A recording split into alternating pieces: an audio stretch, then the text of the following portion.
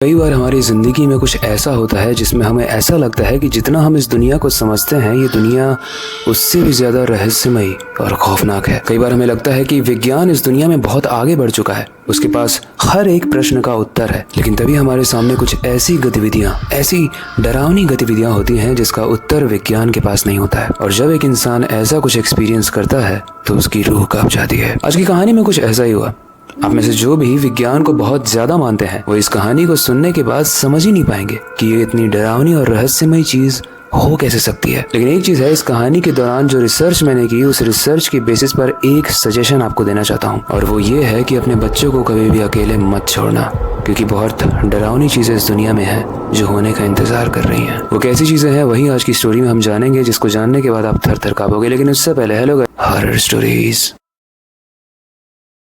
आज की कहानी है समीर की। समीर एक न्यूज रिपोर्टर था और एक गांव के एक एरिया को वीडियो में कवर करने के लिए समीर को उस गांव में बुलाया गया था। उस गांव में हर साल दशहरा और नवरात्रि के वक्त में मां काली की महापूजा की जाती थी। उस पूजा के दौरान उस गांव में एक मेला लगता था, जिसकी वजह से एक अलग ही माहौल बन जाता था। समीर जब उस गाँव के उस मेले में पहुंचा तो वहाँ की रौनक को देख के वो एकदम दंग रह गया। लेकिन एक कंफ्यूजन था उसको, इतनी अच्छी रौनक वाली जगह है और ऐसी जगह में तो बच्चे बहुत ज्यादा होने चाहिए, लेकिन यहाँ पर एक बच्चा भी नहीं था। इस चीज को देखने के बाद उसके दिमाग में कुछ क्वेश्चंस आए, कुछ क्यूरियोसिटी जनरेट हुई, और अपने प्रश्नों का उत्तर जानने के लिए उसने वहाँ के लोगों से पूछा कि भैया यहाँ पे कोई बच्चा क्यों नहीं है। तब वहाँ के रहने वाले लोग जो मेले में आए थे वो बताते हैं कि लगभग 1 महीने से यहाँ पर बहुत सारे बच्चे गायब हो रहे हैं। गाँव के लोग इस घटना से डरे हुए हैं, इसलिए कोई भी अपने बच्चे को बाहर नहीं भेजता। ये उत्तर समीर के लिए काफी स्ट्रेंज था और रहस्यमय भी था। उसे जानना था कि कौन है जो बच्चों को गायब कर रहा है। लेकिन फिलहाल के लिए वो मेले में थोड़ा घूमता है और उसके बाद अपने घर की तरफ निकल लेता है। वो बाइक से आया था तो वापस अपनी बाइक पर जाकर बैठता है घर जाने के लिए, लेकिन जैसे ही वो अपनी बाइक को ऑन करता है उसकी गाड़ी की हेडलाइट की रोशनी से सामने एक छोटी सी बच्ची दिखती है। उस प्यारी सी बच्ची को देखते ही समीर अपनी बाइक से उतरकर उस बच्ची की तरफ जा ही रहा होता है, तभी एक भागता हुआ इंसान आता है और उस बच्ची को उठाकर वहाँ से निकल जाता है। ये देखकर समीर के होश उड़ जाते हैं और वो जल्दी से अपनी बाइक पर जाके बैठता है। बाइक ऑन करके वो उस इंसान का पीछा करने लगता है और पीछा करते करते वो एक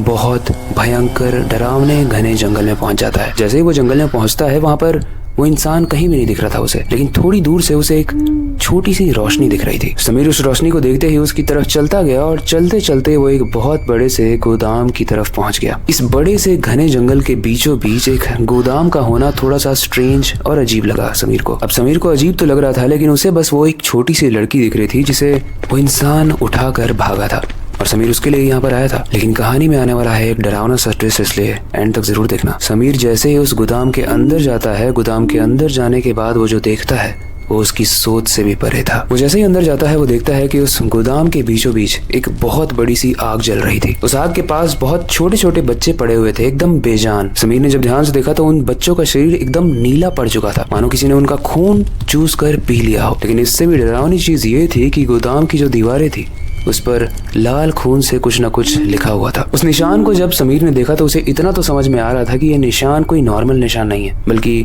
शैतानी पूजा या शैतान को बुलाने के लिए जिस तरीके के निशान बनाए जाते हैं ये वैसे निशानों में से एक है। समीर वो सारे ही निशान को देखकर बहुत डर रहा था, लेकिन फिर भी डरते हुए वो अपने फोन को निकालता है और पुलिस को कॉल करके बुलाने की कोशिश करता है। लेकिन तभी उसे पीछे से बहुत जोर से धक्का लग जाता है। धक्का लगते ही समीर भी उन बच्चों के पास जाकर गिर जाता है जहाँ पर वो बेजान बच्चे पड़े हुए थे। और गिरने के बाद जब वो ऊपर देखता है तो वो देखता है कि उसके सामने एक बहुत ही लंबा चौड़ा सा इंसान खड़ा है जिसके माथे पर एक शैतानी निशान है। उसके मुंह से बहुत सारा खून टपक रहा है और उसके मुंह में बहुत बड़े बड़े कीड़े भी लगे हुए हैं। वो इंसान ऐसा लग रहा था मानो अभी अभी कब्र से निकल कर आया है। उसके माथे के बीचों बीच एक ताबीज लटकी हुई थी और उसके पूरे शरीर पर राख लिपटी हुई थी। वो आदमी देखने में बहुत ही ज्यादा भयानक और खौफनाक था, लेकिन जब तक समीर कुछ कह पाता वो आदमी समीर का गर्दन पकड़ता है और उसे हवा में उठा देता है। थोड़ी देर में समीर का दम घुटने लगता है और वो गिर कर बेहोश हो जाता है। वो आदमी समीर को वहीं पर छोड़कर आग की तरफ बढ़ता है। आग के पास जाकर वो बहुत ही डरावनी आवाज में मंत्रों का उच्चारण करता है और धीरे धीरे वो करता है जिसे सुनने के बाद आपकी रूह कांपने वाली है, क्योंकि वो वहाँ पर पड़े हुए बच्चों को एक एक करके उठाता है और सामने जल रही एक बहुत बड़ी सी आग में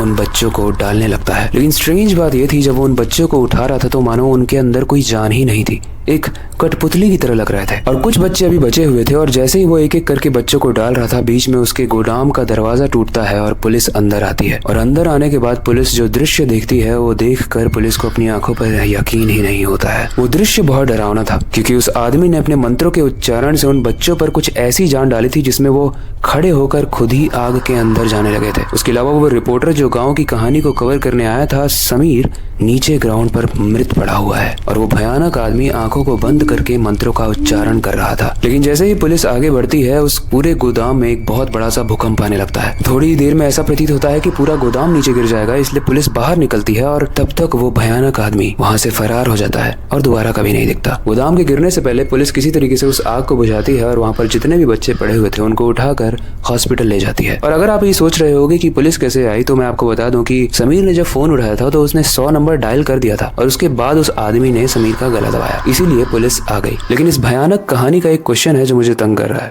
अगर आपके पास इसका उत्तर है तो आप मुझे जरूर देना। वो इंसान उन बच्चों की बलि क्यों दे रहा था? क्या वो कोई शैतानी सौदा कर रहा था या फिर वो एक साइको किलर था? अगर हम सेंसिबल बात करें, साइंटिफिक बात करें, तो काफी सारे ऐसे साइको किलर्स होते हैं जो बिना किसी मतलब के बस लोगों को मारते हैं। कुछ ऐसे होते हैं जो लड़कियों को मारते हैं, कुछ ऐसे होते हैं जो सिर्फ मेल्स को यानी मर्दों को टारगेट करते हैं, और कुछ ऐसे होते हैं जो सिर्फ बच्चों को टारगेट करते हैं। हो सकता है ये वैसा ही हो। अगर आपको ऐसा लगता है तो हमें कमेंट सेक्शन में बताना। बाकी अगर आपको ये लगता है कि वो अपने किसी बेनिफिट के लिए शैतान से सौदा कर रहा था और उसी वजह से वो मंत्रों का उच्चारण करके उन बच्चों को एक एक करके आग में डाल रहा था, तो हमें वो भी बताना, आपको जो भी लगता है। आगे आई होप आज की कहानी आपको पसंद आई होगी और डर भी लगा होगा। लेकिन आगे आने वाली कहानी और ज्यादा समय के साथ डरावने होने वाली है, इसलिए आगे आने वाली वीडियोस को स्किप मत करना। बाकी इस कहानी से रिलेटेड कोई फीडबैक है तो आप हमें कमेंट सेक्शन में दे सकते हो।